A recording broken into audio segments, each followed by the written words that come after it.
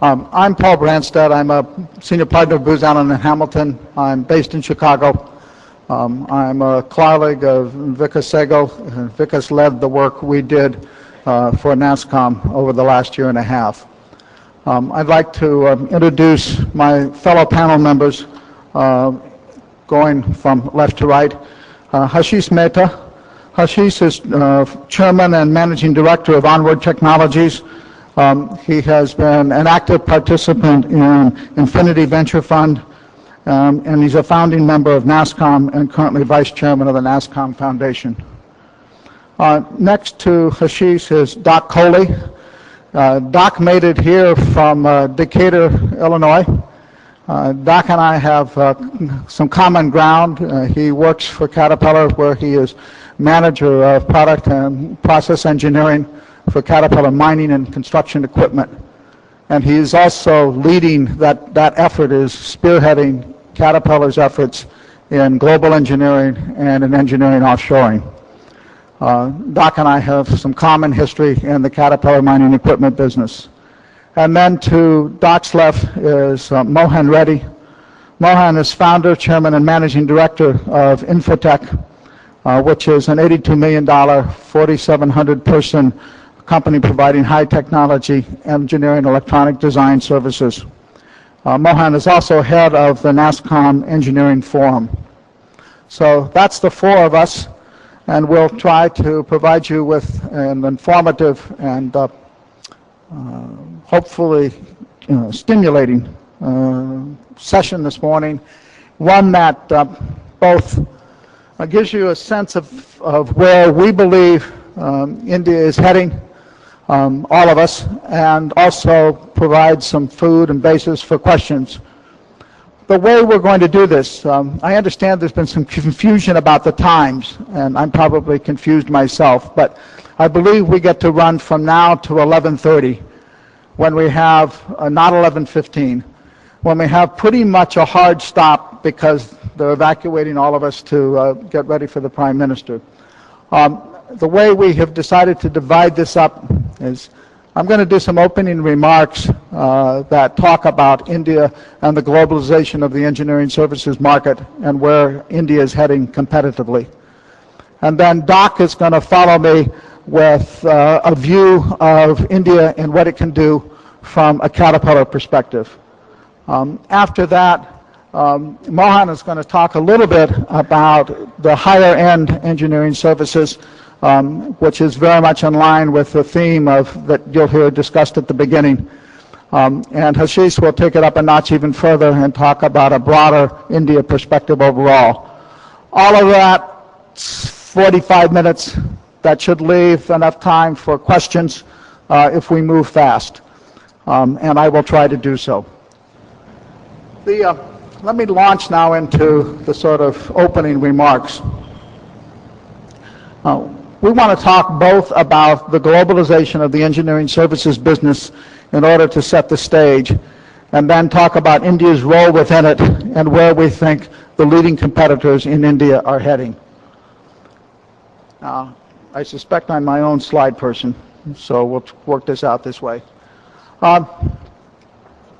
Let's start with establishing the global perspective. So I'm going to spend about 10 minutes laying out basic facts of the market. These facts have sort of been culled from the work that Booz Allen has done. Most of it is incorporated in the work we have done for NASSCOM. The total global engineering spend is $850 billion today, adding up all of it.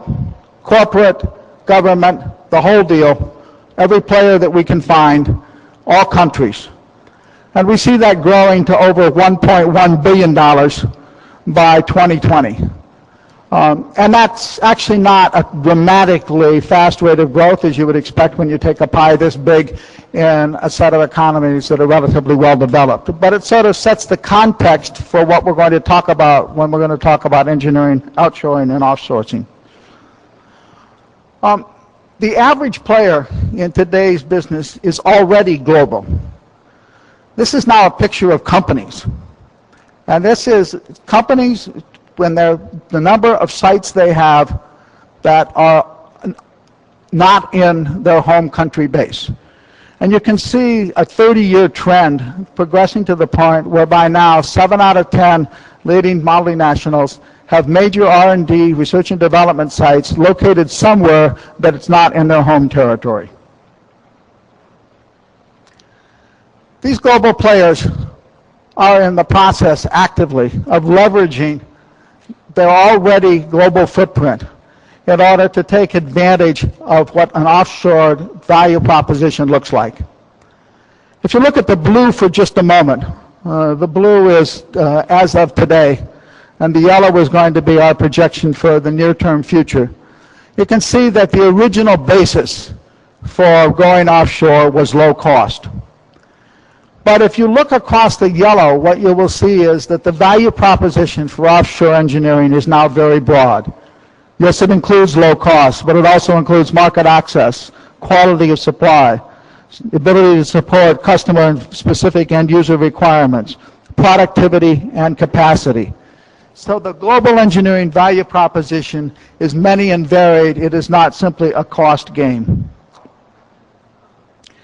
If we take another cut and look at those MNCs and their willingness and their practice in offshoring engineering, we can see already, looking just at the blue bars on the left, that engineering and R&D are already outsourced by 30% of these companies into offshore engineering situations, and that product design is offshored by 16%.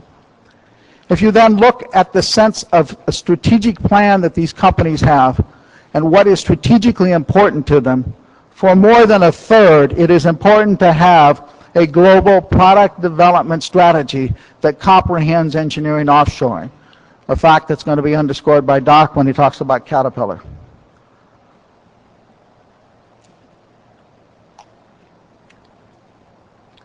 It is this kind of demand pull that is fueling the growth in offshore engineering services. We see the offshore engineering services market today in a very nascent fashion. That is, at about $25 billion. We project it to grow a little more on that coming at about 18 to 21% per year, so that by 2020, it'll be somewhere between 150 and $225 billion. And it will be, as a result, be 15 to 20 to maybe 25% of the world's engineering R&D spend. So it's going from something that's small and nascent to something that's big. And this sets the framework, the time frame, in which we're going to talk about India and how India competes. Today, India is in the lead. And Brazil, Russia, and China and Mexico are close behind. So Booz Allen has work done about who does what business where, result of this careful assemblage of data. And the result of that is that India is ahead. It's the largest volume provider of offshore engineering services. But India has competitors in the BRICS and competitors in Mexico.